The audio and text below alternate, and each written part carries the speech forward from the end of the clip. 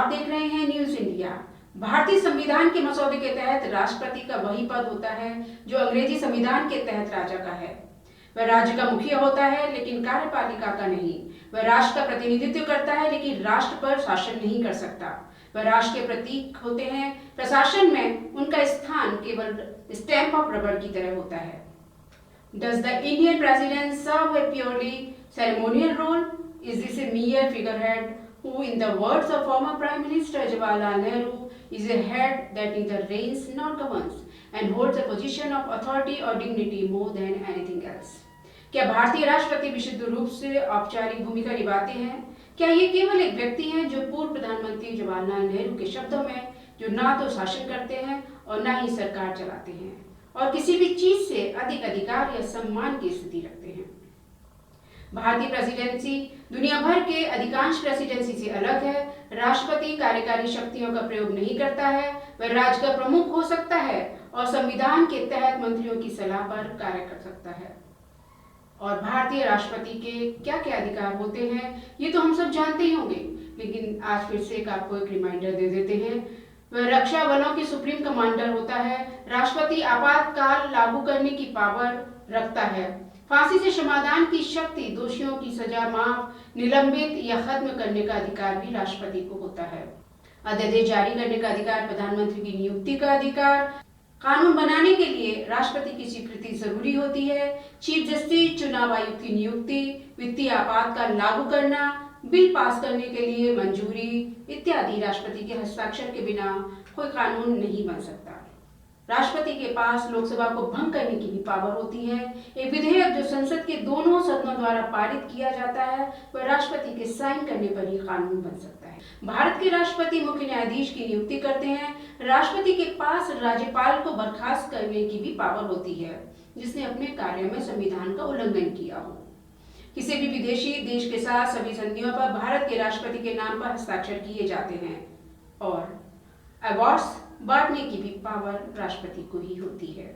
आपको बता दें, इन सब पावर को डिसैमिनेट करने के लिए राष्ट्रपति की सैलरी 5 लाख रुपए होती है जिस पर उन्हें किसी भी तरह का कोई टैक्स नहीं देना पड़ता है। इसके अलावा राष्ट्रपति को कई भत्ते भी मिलते हैं।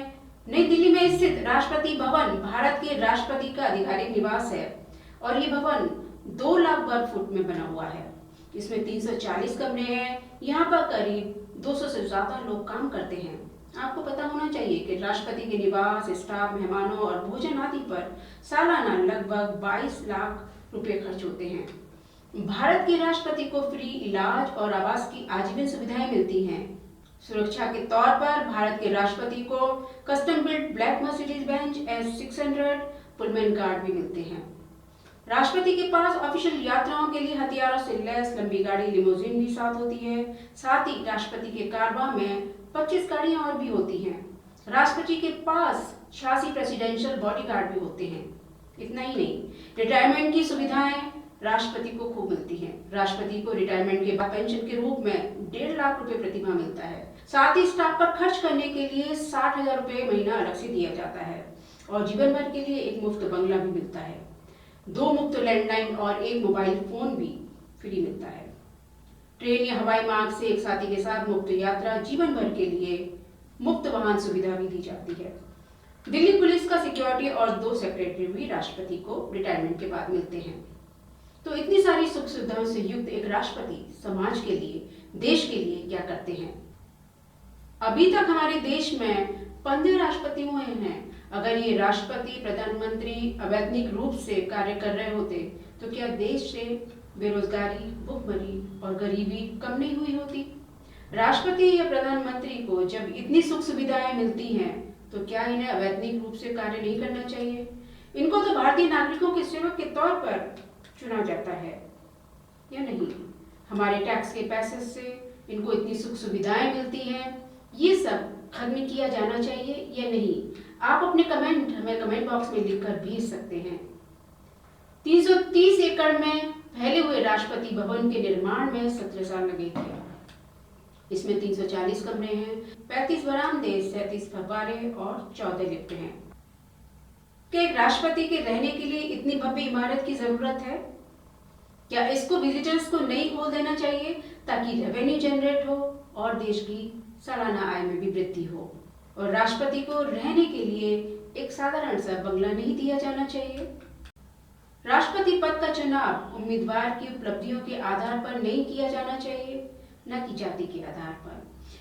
पिछली बार के राष्ट्रपति चुनाव में बीजेपी ने बिहार के रामनाथ कोविंद को अपना उम्मीदवार बनाया था और इस बार झारखंड की पूर्व राज्यपाल द्रौपदी मुर्मू को प्रत्याशी बनाया था। द्रौपदी मुर्मू झारखंड की पहली महिला और आदिवासी राज्यपाल थी और अब भारत की पहली आदिवासी और दूसरी महिला राष्ट्रपति बन गई हैं।